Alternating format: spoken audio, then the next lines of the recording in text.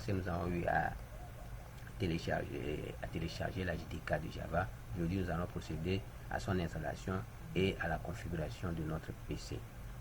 Donc, sans plus tarder, j'ai déjà eu à télécharger ma JDK 11 ici. Et on va toutefois l'installer. Donc, on double-clique et on attend un peu que ça s'ouvre.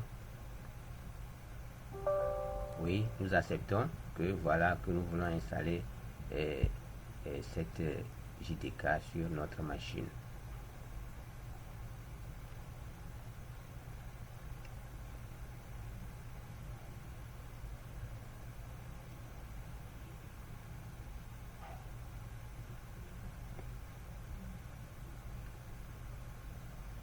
Ça prend un peu du temps, mais ça va aller. Voilà la préparation. Voilà, c'est arrivé. Voilà, et voilà ce qui se passe. Moi, j'ai déjà eu à l'installer sur ma machine. Donc, il reste à configurer. La configuration aussi, je l'ai déjà faite. Et donc, et je ne vais pas vouloir le réinstaller. Donc, je dis non. Sinon, c'est une installation qui est très facile. Il suffit juste de cliquer sur Next et c'est fini. Donc, je vais dire non.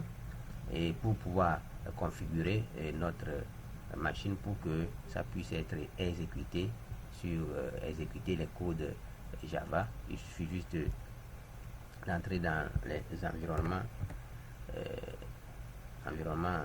variables, les variables d'environnement de notre système. Ici, je suis sur Windows. Vous rentrez dans l'environnement des variables d'environnement et vous allez chercher path. Path là, c'est le chemin pour pouvoir ajouter les applications dont vous voulez. Donc, je vais dire modifier.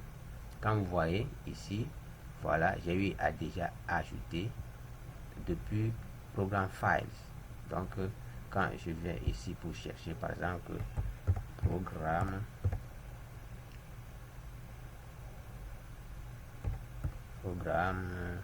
File.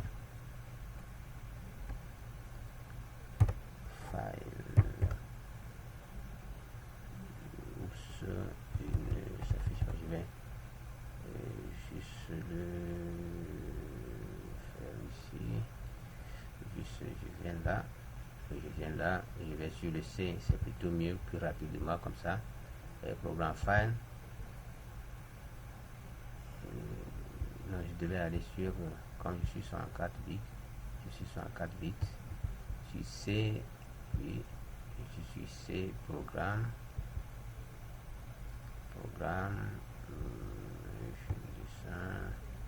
oui, Java, et j'ai presque toutes les versions qui sont installées depuis le 1.8 et jusqu'à seulement, je n'ai pas le 12, je n'ai pas le 13 aussi, je n'ai pas aussi le 9 et le 9, donc le 10, voilà. Donc c'est à vous de choisir. Tout ça là, moi j'ai tout ça là juste pour pouvoir varier les JDK et voir leur fonctionnalité et ce qu'ils en contiennent.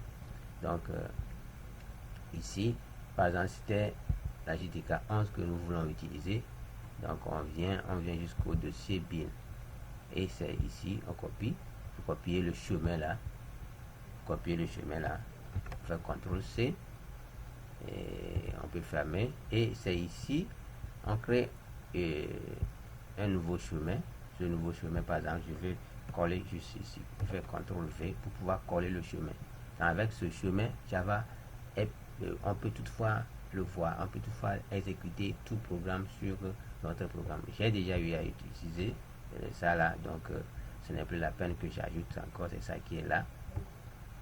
Donc moi j'ai la version là, la version 14, la version 16.1, et il y a aussi la version 16.2 qui est là, que je n'ai pas mis. Donc pour ça je vais aussi je vais supprimer ça là, et je vais encore dire nouveau, et je reviens encore sur mon C. On va ajouter la version 16.2 là. Donc programme, sur programme, Java 16.0.2. Voilà, bin. Et là, je copie, CTRL C. Je peux fermer. Et je vais dire ici nouveau. Et j'ajoute CTRL V et je fais OK. OK. Et maintenant, ça, c'est les variables d'utilisateur. Ça, c'est pour les variables d'utilisateur. On peut toutefois ajouter l'autre chemin à notre variable système. Notre variable système. Ici, je supprime. Donc, ici, j'ai créé Java Home. Quand je double-clique, voilà. Donc, par les applications qui ne peuvent pas être, par exemple, si je parle d'applications, par les interfaces, par exemple, les éditeurs de code. Les éditeurs de code, par exemple, ici, j'ai mon éditeur de code préféré, c'est VS Code. VS Code n'a pas encore eu à intégrer les fonctionnalités de la nouvelle version, la version 16. Donc, c'est la version 11 qui est capable, c'est ce que je vous ai dit, que c'est une version qui a été longuement soutenue par les équipes. Donc, c'est cette version-là qui, quand vous voulez exécuter vos codes à partir de VS Code, c'est cette version-là de la JDK que vous devez utiliser, configurer par rapport à votre VS Code. Donc, on copie, comme on vient de le faire, on copie le chemin de notre JDK à partir de notre programme file. Et ça, ici, la différence seulement, c'est qu'on n'ajoute pas bin. Ici, le dossier bin, comme de l'autre côté, on avait ajouté le dossier bin. Ici, on ne l'ajoute pas aux variables système. Donc, lui-même, il va aller détecter en même temps et automatiquement. Donc, c'est ce que ça voudrait dire. C'est tout ce que j'ai voulu vous montrer dans cette vidéo aujourd'hui. Et merci pour votre attention. À très vite.